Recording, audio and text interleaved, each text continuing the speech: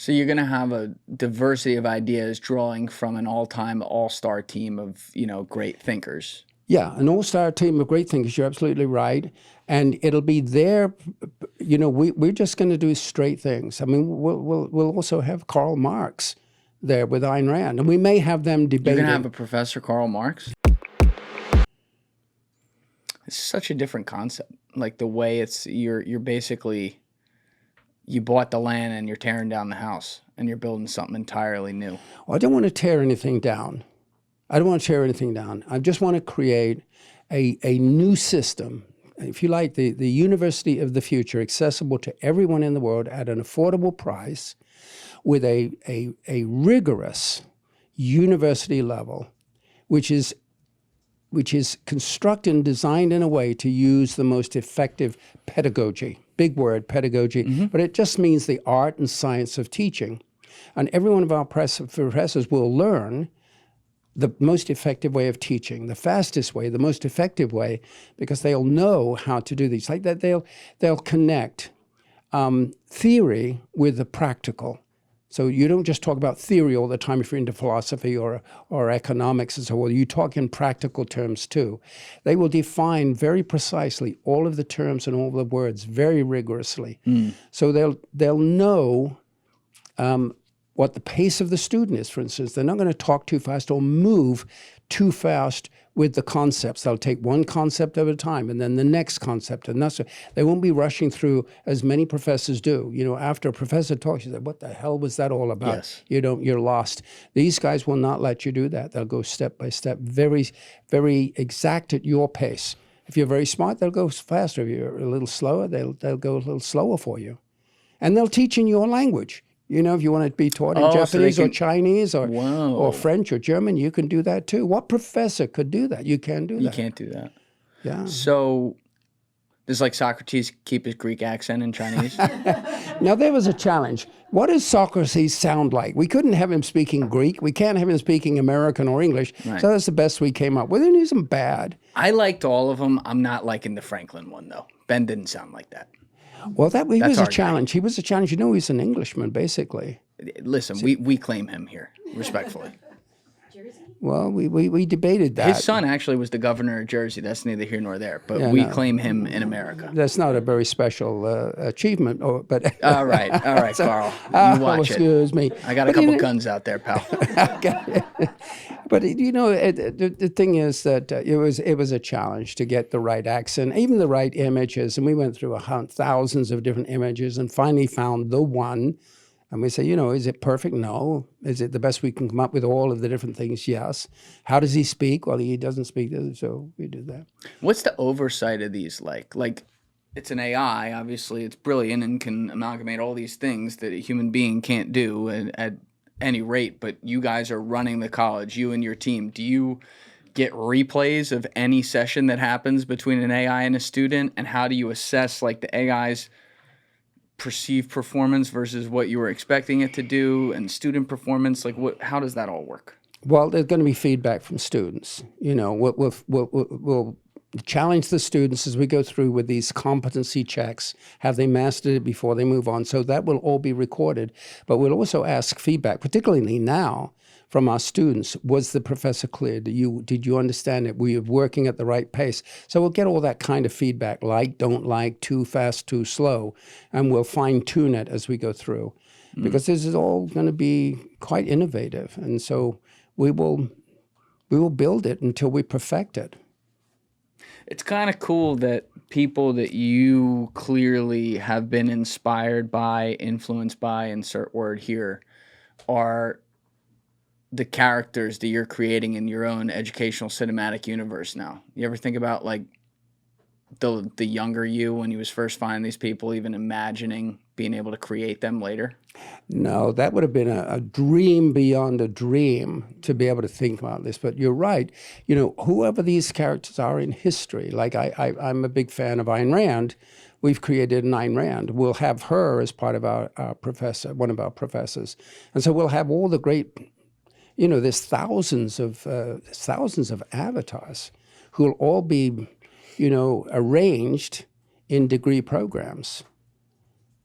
So, there can be like 30 or 40 different professors in a program in philosophy, for instance, or in management. You can have a dozen or 24 different professors that cover each aspect of it. So you're going to have a diversity of ideas drawing from an all-time all-star team of, great thinkers. Yeah, an all-star team of great thinkers. You're absolutely right. And it'll be there, we're just going to do straight things. I mean, we'll also have Karl Marx there with Ayn Rand. And we may have them debating. You're going to have a Professor Karl Marx? I'm afraid so. Good for you. No, we've got to do I'm that. Proud of you. No, That's it's got to be, it's Yeah. pure education. It's straight education. And you'll hear it from Karl Marx.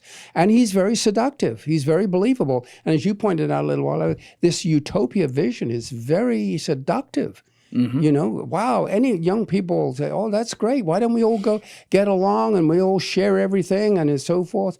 Yeah, what a wonderful world. All these billionaires can give their wealth away to me. Oh, that sounds good. In practice, that never works, though. In practice, it doesn't work because it's against human nature. Human nature rules. We are what we are. We are who we are. And we pursue our own life. Your life is different from my life.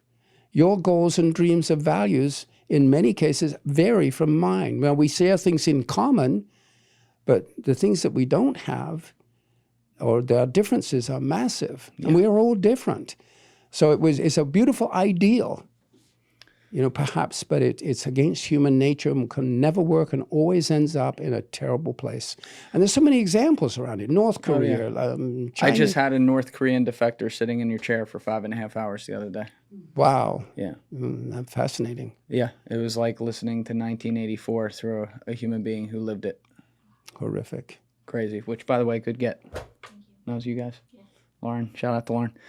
But I am intrigued by the fact that you are still creating people that may even represent ideas that you completely disagree with to give a full, well-rounded education. Because that was going to be my next question. How do you're creating AIs that are based on these people to focus on education of the facts. You said, like, just the facts, man. So in a way, on the one hand, you're trying to eliminate human opinion, and I mean this in a good way, in the sense that there's no political bend. On the other hand, you are invariably still going to technically run into that without the human emotion of politics in it, through the ideas that someone like an Ayn Rand or a Karl Marx is teaching in their actual lectures. So you're okay with the idea of students being able to decide for themselves without being, say, no pun intended, lectured at how to think. You're absolutely right about that. And this is a major concern, because what we're going to be doing right from the beginning is fostering independent thinking, critical thinking by the student. It will be all the way through this. There's two guides. One is Prometheus, the guy who brought enlightenment to the world from the gods, is the Titan, and Athena, goddess of wisdom. So you can choose the male or the female version, but they're both intellectual guides all the way through, and they will ask you, what do you think about the difference between Plato and Aristotle? Because they came at a completely different at the end of it, What do you think about Karl Marx and Ayn Rand? Do you believe this? Do you have evidence for it? Because there's going to be three things, three values, which we will foster. And this, you can call it a bias if you like, but it isn't a bias. Reason. We will inculcate, foster as much as that objectivity, looking at facts, looking at activities, asking questions, and also pursuit of truth.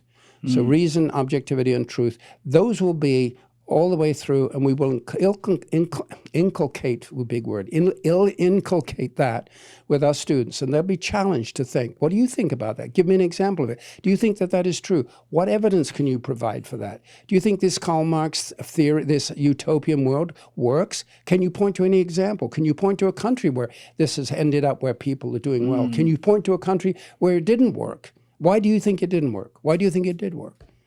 So the students will be constantly challenged. And one of our key values, we want to graduate students who are independent thinkers, who've been over several years, and it'll take years to develop that attitude of why. So hold on, I want to see the evidence. I want to see if there's real credible proof for this.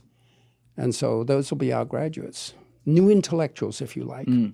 Thank you guys for checking out this clip. If you haven't already subscribed, please subscribe and hit the like button on this video. It is a huge, huge help. And if you'd like to check out this clip's full podcast episode, that link is in the description below or right here. And finally, you can follow me on Instagram and X by using the links in my description below.